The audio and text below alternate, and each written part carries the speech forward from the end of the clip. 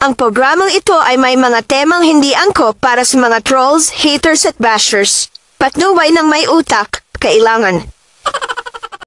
Mga fake news peddlers, hindi porket tumama yung chismis ninyo, hindi na kayo fake news peddlers. Vindicated na kayo. Nadine Lustre and Liza Soberano in one photo. Because now we know, may buhay pala sa labas ng ABS-CBN at GMA. Kapag umalis ka pala ng ABS-CBN, hindi lang GMA ang only option. I'll tell you, you are now running a zoo. Officially, ABS-CBN zoo. Ang gulo. The irony of it all. Pag ganyan medyo nakakaisip yung mga tao, parang tama yata si Liza Soberano na umalis na sa inyo. Get a reputable showbiz talk show anchor. Kasi, ang pinalit ninyo kay Boy Abunda ay mga fake news peddler. Yung alaga ninyong yan, si Ogie, siya ang bumabanat sa mga artista niya, diba? From Baron Geisler to Angie Salvacion, from Katniel, ngayon naman si Blight kasama, diba? Pumupunta doon sa inyong talk show na labas, yung mga artista kasi trusted, credible, si Chris Aquino, saka si Boy Abunda.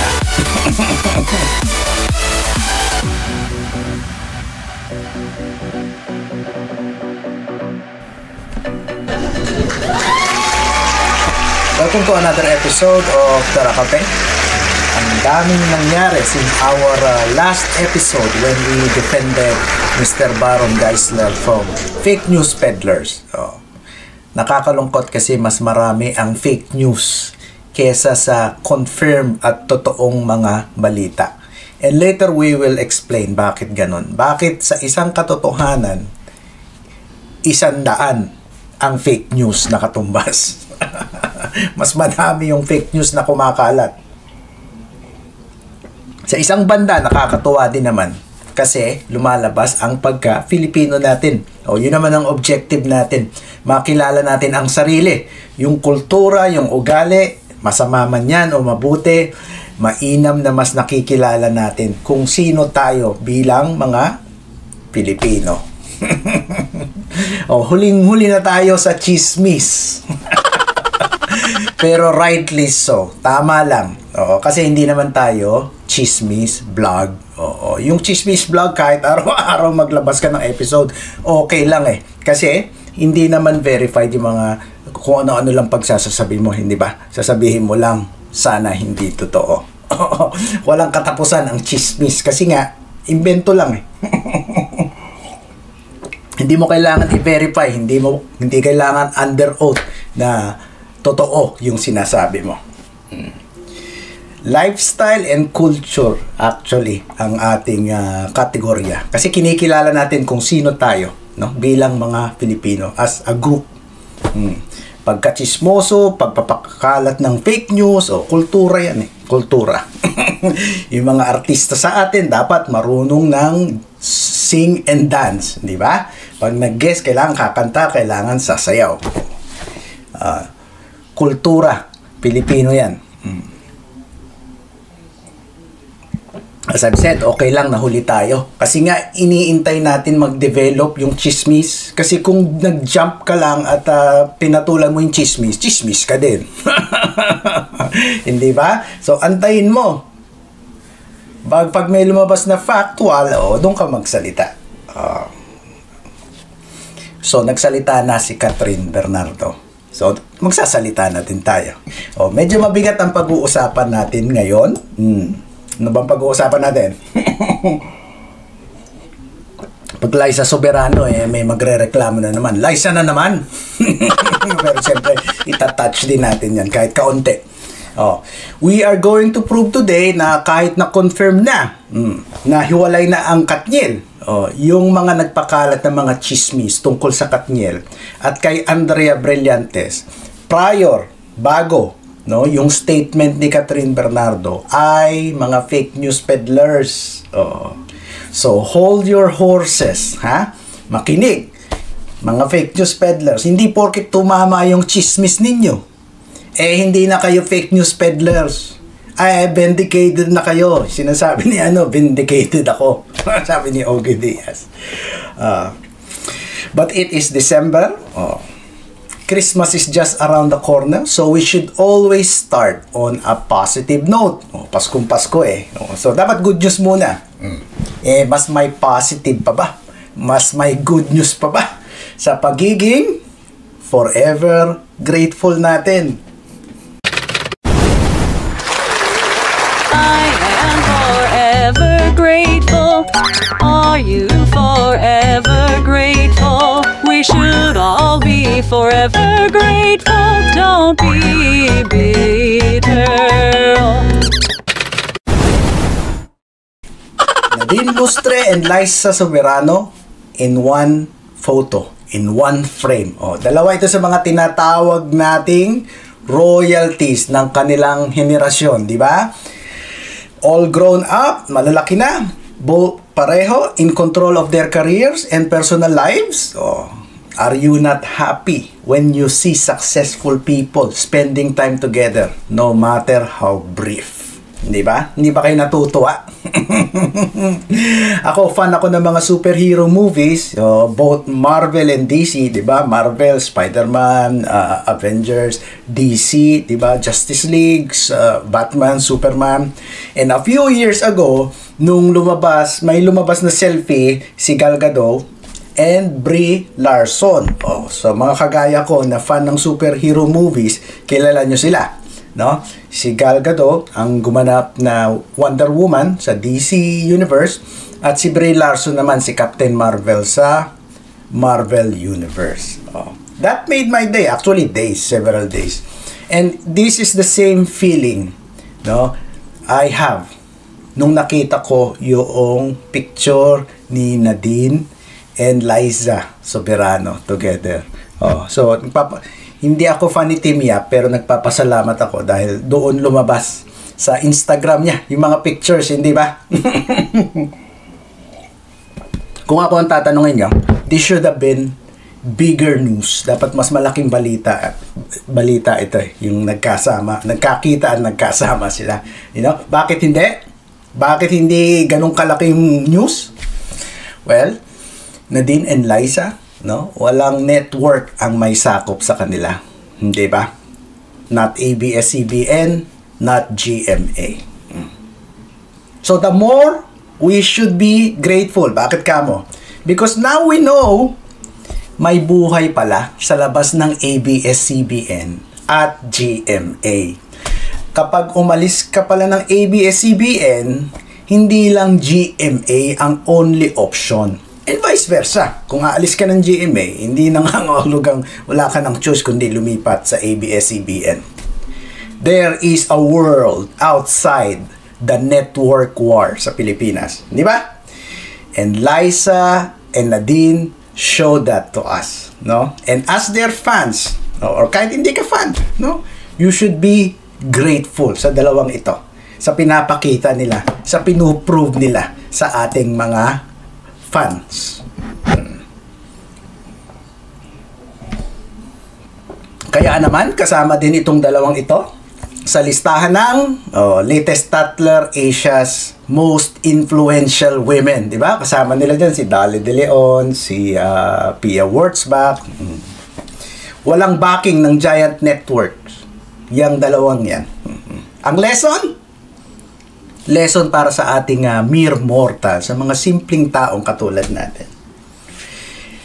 Hindi man kayo mapunta sa kumpanya o school na gusto ninyo, na-reject kayo, bumagsak kayo sa entrance exam, hindi kayo na-qualify, okay lang. Hindi katapusan ng mundo. Oo. Sa mga nag-a-apply ngayon, like last week, nakita ko may entrance exam yata yung UST. May nag-post na kaibigan ko. Yung anak niya mag-e-exam. Hindi lang yung mga school na preferred ninyo ang school sa Pilipinas. Napakarami. Hindi lang Ateneo, hindi lang UP at Lasal ang mga universidad sa Pilipinas. Kung magaling ka, kahit saan ka ilagay, you will make a name for yourself. Okay? Kaya nga sabi ko, tingin ko kahit hindi si Ogie Diaz ang naging manager ni Liza, si Shikat yan. She will make a name for herself. Kasi ikaw yun eh. Pag magaling ka, kahit saan ka ilagay, you'll make a name for yourself. I follow both on Instagram, si Liza at si Nadine. Sinusundan ko sila. At kapag nagpo-post si Miss Liza Soberano, nakikita ko na nilalike ni Miss Nadine Lustre. At kapag nagpo-post naman si Miss Nadine Lustre, ay nilalike rin naman ni Miss Liza Soberano. Para sa isang fan, that's more than enough. Hindi nila kailangan maging, anong tawag doon? Sanggang dikit? Or magkabuhol ang bituka? No, they're friend, they're nice to each other. We cannot ask for more. Sana lang makasama na nila sa pagla-like yung pangatlo na kasama nila na pinakamagagaling ng kanilang henerasyon, si Catherine. Sana mag-like na rin sila. Although nakikita ko si Miss Liza Soberano, nilalike niya ang post ni Catherine at nagko-comment pa nga. Which leads us to our topic for today. Katniel, ABS-CBN, the toxic network, and I will explain why. Infested by fake news peddlers and haters.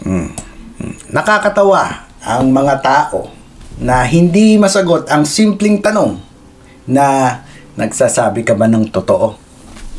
Hindi niya masagot na oo. Pero pipilit pa rin niya na hindi siya fake news peddler. Halimbawa, tatanungin kita. Nagsasabi ka ba ng totoo na si Andrea at DJ talaga at si Andrea ang dahilan ng paghihiwalay ng magkasintahan? Hindi ka makasagot ng oo. Hindi mo kayang sagutin ng oo yung tanong na yan. Hindi maituro sino ang nagsabi sa kanya para siya yung matanong natin, yung nagsabi sa kanya. Kung nagsasabi siya ng totoo, hindi mo mapanindigan ang chismis mo, pero ang lakas mo panindigan na hindi fake news yung information na binibigay mo. That's a conundrum. Conflict. Ang tanong, kung ang balita mo ay hindi totoo, wala kang proof eh, ano ang tawag doon? Diba?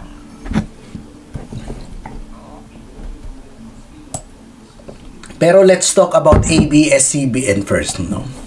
ABS-CBN, I think you should try to discipline your ranks. Ayusin ninyo ang hanay ninyo. Patrol your ranks para maprotektahan ninyo ang inyong mga artista. Ano ang post ng official ABS-CBN Facebook account noong November 25? Isang scene sa isang telenovela. Hindi binanggit ko na yung telenovela eh. So, hindi ko alam kung ano yon. Pero nandoon bata pa si Andrea Brillantes at nandoon si Daniel Padilla at si Catherine Bernardo. Kayo na magsabi sa akin kung anong telenovela yon. Di siyempre, pinutakti ng haters si Andrea sa Facebook account ninyo na talent ninyo, which made me wonder, did you check na ba yung mga talent nyo kung okay sila bago kayo nakisakay o bago yung Facebook account nyo ay nakisakay for engagement and clout, no, being the mother network of Daniel, Catherine, and Andrea. Ang tanong, pera-pera lang ba talaga? Parang Poncio Pilato, no? Maghuhugas kayo ng kamay bago nyo ipalapa sa mga haters, bago nyo ibigay sa mga haters yung talents ninyo. Pag ganyan medyo nakakaisip yung mga tao, parang tama yata si Liza Soberano na umalis na sa inyo. The first thing you have to do, if you ask me, ABS-CBN, kung merong nakakapanood, na merong connection doon, ito po ang kailangan ninyo. Get a reputable showbiz talk show anchor. Since Boy Abunda left you, yung showbiz news department nyo, no, was in shambles. Gulo-gulo, di ba? Di ba kahit alaga ninyo, tatawid sa Channel 7 para magpa-interview kay Boy Abunda? Kasi, ang pinalit ninyo kay Boy Abunda ay mga fake news peddlers. Si Ogie Diaz. Sa bata ninyong yan, ang gagaling ang mga fake news. Tapos, ngayon, yung mga artista nyo na ang biktima. Sa iba pumupunta, yung mga artista ninyo para magpaliwanag. Wala nang sinasanto. Yung alaga ninyong yan, si Ogie, siya ang bumabanat sa mga artista ninyo, di ba? From Baron Geisler to Angie Salvacion, from Katniel, ngayon naman si Blight kasama, di ba?